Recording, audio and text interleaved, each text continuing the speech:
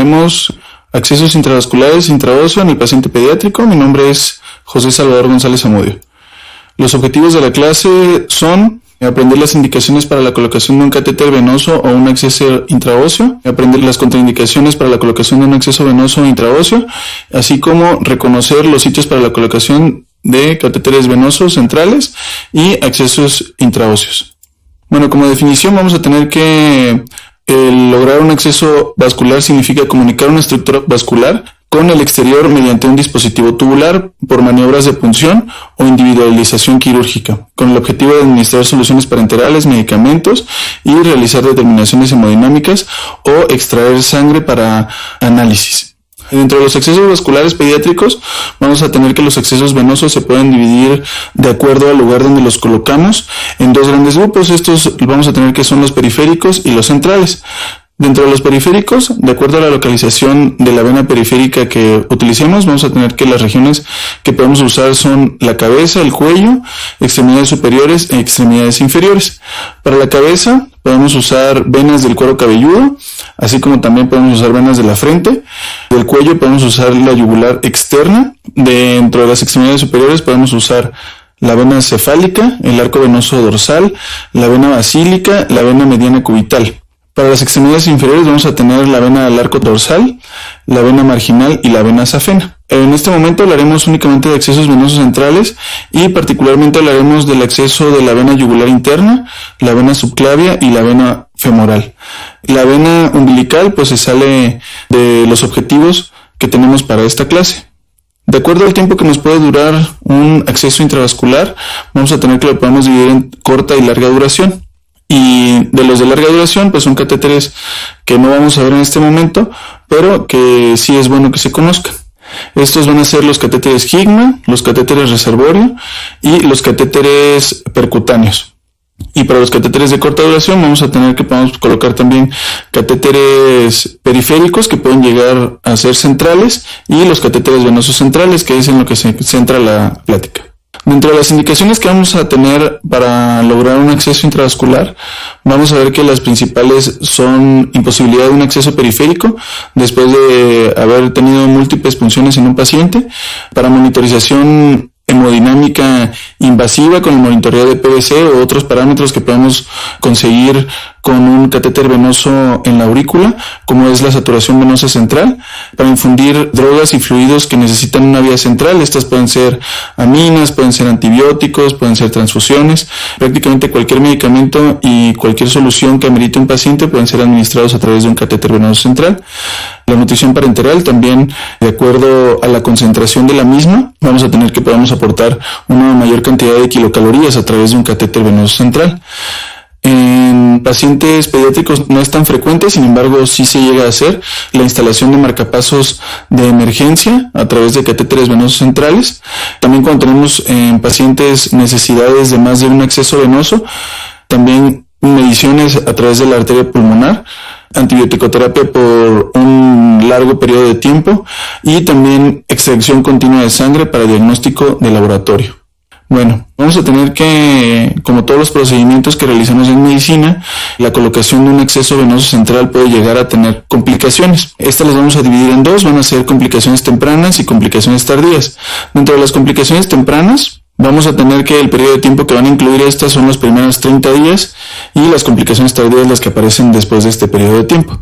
Y dentro de las complicaciones tempranas pues vamos a tener las infecciones, que puede ser por cualquier mecanismo de la piel y en pacientes hospitalizados por microorganismos intrahospitalarios. También vamos a tener que los neumotórax, principalmente cuando se realiza la punción, hemotórax, que es de la misma manera cuando después de realizar la punción, obstrucción del catéter, que es por mal manejo del mismo. Este se refiere principalmente a la formación de biofilms o biopelículas a nivel de lo que es la parte interna del catéter. También otra complicación que vamos a tener es embolismo aéreo. Este va a ser secundario a un mal manejo o a una purga inadecuada del catéter. Vamos a tener que otra de las complicaciones puede ser un tamponamiento cardíaco. Esto no es tan infrecuente. Hay casos reportados de neonatos en los que, secundario a una colocación inadecuada de un catéter venoso central, hay perforación auricular con un consiguiente tamponamiento cardíaco y nos puede llevar incluso hasta la muerte del paciente. Otra de las complicaciones tempranas que se va a producir de manera inmediata puede ser una punción arterial con presencia de sangrado abundante a este nivel. Ruptura del catéter, secundario a una colocación inadecuada. Cuando el catéter entra en contacto con las paredes de las aurículas pueden presentar arritmias, lesión nerviosa en ciertas localizaciones de los catéteres y lesión o desgarro de la vena que estamos puncionando para colocar el catéter. Dentro de las complicaciones tardías que puede presentar un catéter venoso central, recordemos que estas, había mencionado hace un momento, eran después de 30 días de haber colocado el catéter y pues nuevamente tenemos a una infección relacionada con la colocación y el mal manejo del catéter en sí, una obstrucción u oclusión que también puede ser por formación de biopelículas, trombosis a nivel de la vena en la que esté colocado el catéter. Esto va a ser secundario a la irrupción del endotelio vascular, así como a la éstasis que nos va a producir este cuerpo extraño a ese nivel. Disfunción del catéter, que puede ser asociada a las anteriores.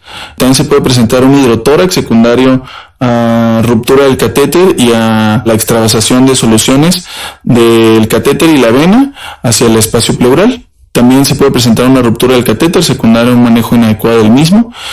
En catéteres de uso de largo tiempo puede presentarse erosión, exposición o ambas, que pueden ser una complicación del catéter y lo cual es una indicación absoluta de retirar el mismo. También puede haber compresión del catéter secundaria a los tejidos o a la mala posición al momento de colocarlo y extravasación del líquido.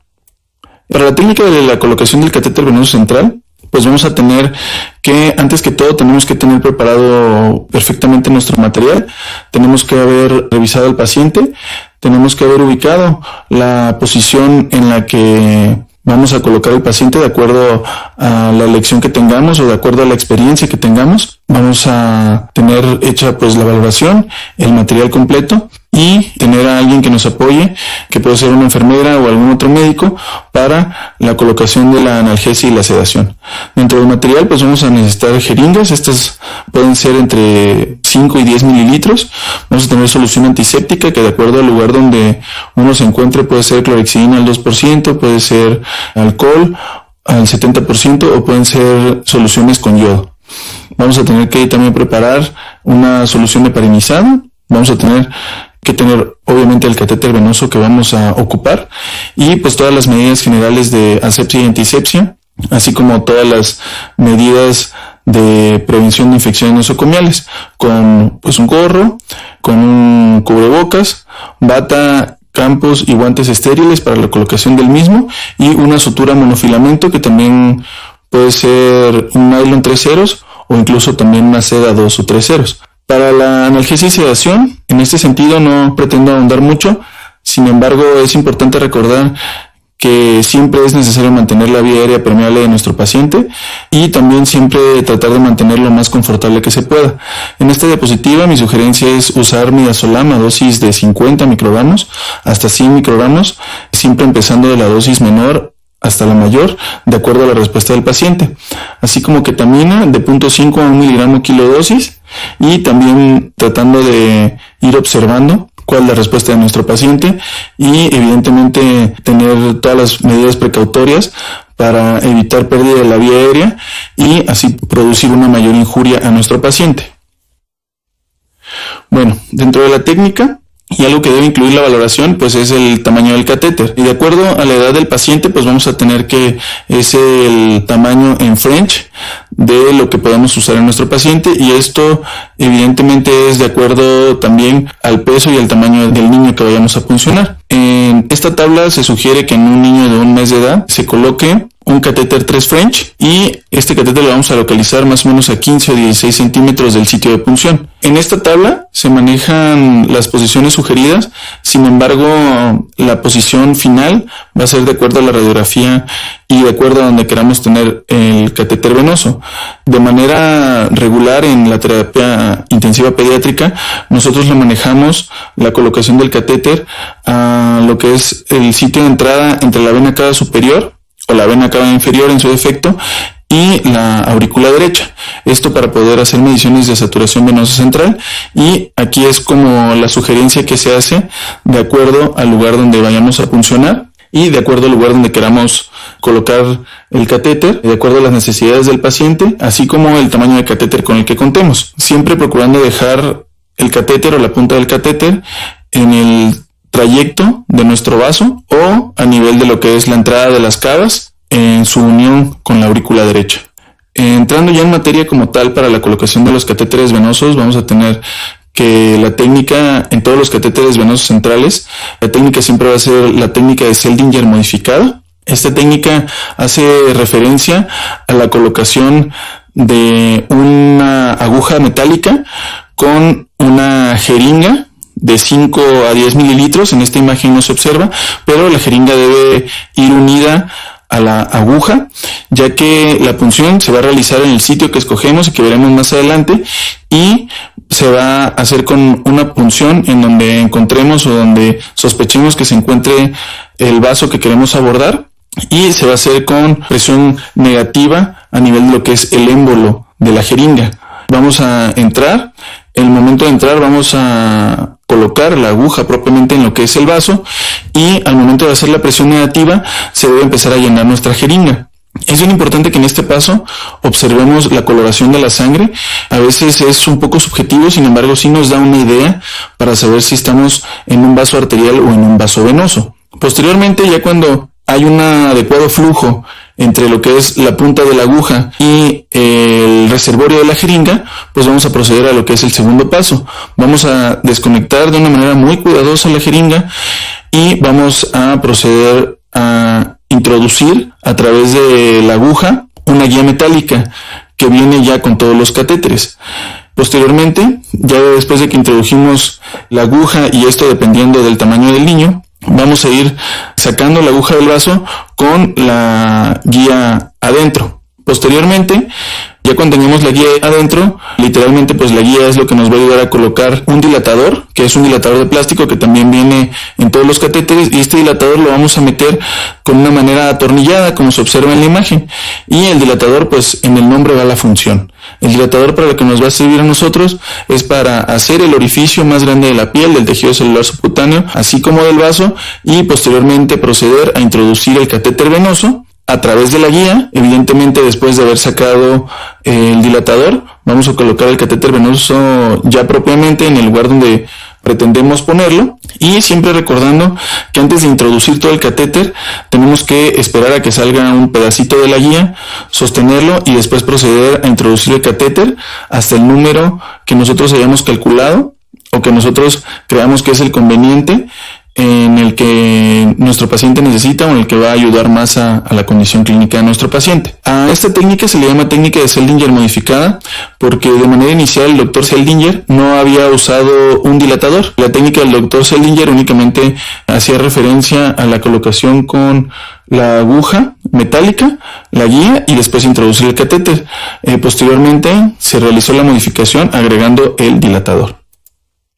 Bueno, para nuestros abordajes, como mencioné en diapositivas previas, en esta clase únicamente abordaremos el abordaje yugular anterior, el abordaje subclavio y el abordaje femoral. Para el abordaje yugular anterior tenemos que tener a nuestro paciente evidentemente confortable, después de haber administrado una sedación adecuada, y lo vamos a colocar en una posición de cúbito supino con una toalla, una sábana, a nivel de lo que es los hombros para producir un levantamiento de los mismos, y vamos a levantar también la cama de nuestro paciente dejándolo en posición de Trendelenburg aproximadamente unos 20 grados. Posteriormente, ya cuando esté el paciente colocado, vamos a proceder a realizar la asepsia y antisepsia con la solución que tengamos nosotros en ese momento. Y una vez realizado esto, vamos a proceder a localizar nuestros puntos de referencia anatómicos que tenemos para este abordaje. Para el abordaje yugular anterior vamos a tener que es muy importante nuestra apófisis mastoides, que se va a encontrar aproximadamente a este nivel en la cabecita de este bebé, que está posterior a lo que es la oreja ipsilateral, así como la horquilla esternal. Entre ambas vamos a realizar una línea imaginaria, y una vez hecho esto, vamos a proceder a localizar la parte anterior del músculo esternocleidomastoideo. Una vez localizado esto, que es más o menos en la línea que les había comentado previamente, vamos a buscar otro punto de referencia, que va a ser nuestro cartílago tiroides. Y a nivel de la intersección entre lo que es la línea imaginaria que cruza el cartílago tiroides y el borde anterior del músculo esternocleidomastoideo, vamos a proceder a palpar el pulso. En ese sentido, el pulso es bien importante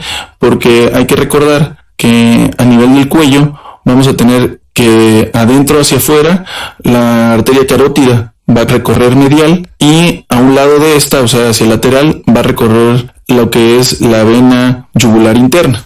Una vez localizado el pulso, vamos a proceder al sitio de punción donde había mencionado hace un momento, que es la cara anterior del músculo esternocleidomastoideo y la línea que viene del cartílago tiroides, y vamos a introducir nuestra aguja de una manera gentil.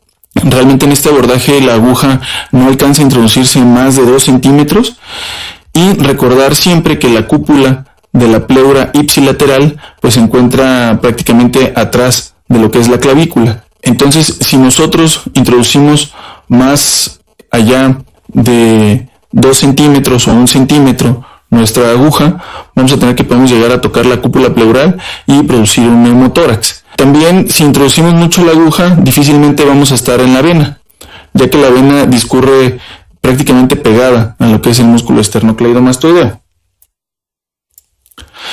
En esta imagen se aprecia mejor. Tenemos nuevamente la apófisis mastoides, la escotadura esternal, y vamos a tener la cara anterior del músculo esternocleidomastoideo. Procedemos a la punción. No más de 2 centímetros, recordando siempre que aquí cerquita está la cúpula pleural, y procedemos a realizar nuestra técnica de Seldinger que habíamos visto en un momento. Una vez que ya tenemos introducido el catéter, que ya realizamos la técnica de Seldinger en este sitio que fue el que consideramos el apropiado para nuestro paciente, para el momento de fijar el catéter todo va a depender de la marca del mismo y de los sitios que tenga para poder ser fijado. Hay que recordar siempre que la fijación no hay una regla, la fijación va de acuerdo a la anatomía del niño, y pensando siempre en que una fijación en la que el catéter pudiera quedar doblado o ocluido, pues va a hacer que la vida de nuestro catéter dure menos, lo cual pues va a ayudar a que se produzca mayor injuria en nuestro paciente. En cuanto al abordaje subclavio, vamos a tener que pues puede ser del lado derecho o izquierdo. Vamos a tener que en el lado izquierdo, en ambos vamos a tomar como referencia nuestra clavícula y nuestra apófisis acromioclavicular. Entre ambas vamos a dividir en tercios lo que es la clavícula, y a nivel de lo que es el tercio medio con el tercio interno vamos a tener un punto imaginario que es donde deberíamos de introducir nuestra jeringa. En este punto es bien importante recordar que la vena discurre anterior a la arteria. Sin embargo, en punciones inadecuadas sí podemos llegar a tocar la arteria y se puede llegar a producir un hemotórax masivo. Por eso hay que ser muy cuidadosos en ese sentido. Esta es otra imagen. Vamos a tener la articulación acromioclavicular, nuestra escotadura yugular del esternón, y dividimos, esto vendría a ser la clavícula, la dividimos en tercios. Acá tendríamos el tercio externo, el tercio medio, y en donde está la unión del tercio medio, que sería con el tercio interno, ahí es donde vamos a proceder a realizar la punción, siempre recordando que tenemos que discurrir por debajo de la clavícula y dirigiendo la aguja de nuestro catéter hacia la escotadura yugular. Posteriormente vamos a realizar toda la técnica de Seldinger que describí hace algunas diapositivas, y vamos a proceder a la fijación de nuestro catéter. En cuanto al abordaje femoral, vamos a tener que realmente este abordaje es como el último en cuanto al orden que preferimos colocar nosotros los pediatras, ya que por el sitio de localización es más propenso a infecciones. En este sentido tenemos que recordar que la anatomía femoral de la vena femoral está al revés a como se encuentran las arterias y los vasos del cuello. Vamos a tener que nuestros puntos de referencia son el pubis, aquí estaría lo que es el pubis, la cresta ilíaca anterosuperior, y entre ambas discurre el ligamento inguinal. Posteriormente vamos a proceder a realizar una división en tercios. De igual manera, en donde se una el tercio interno con el tercio medio, que vendría a ser esta porción más o menos, vamos a tocar el pulso de la arteria femoral y de donde se encuentra el pulso vamos a realizar una línea hacia abajo, 2 centímetros y 1 centímetro hacia adentro. Estas medidas son un poco arbitrarias y evidentemente todo depende de la edad de nuestro paciente. Sin embargo, vemos aquí que la anatomía, pues aquí, a diferencia de lo que es la carótida y la yugular, vamos a tener que la vena femoral discurre medial, posteriormente sigue la arteria femoral y a un lado el paquete nervioso. Posteriormente, cuando realizamos la localización del pulso y localizamos el sitio de punción para colocar nuestro acceso venoso femoral, vamos a dirigir nuestra aguja hacia lo que es el ombligo y vamos a realizar nuevamente nuestra técnica de Seldinger. Y con esta diapositiva damos por terminado los accesos intravasculares.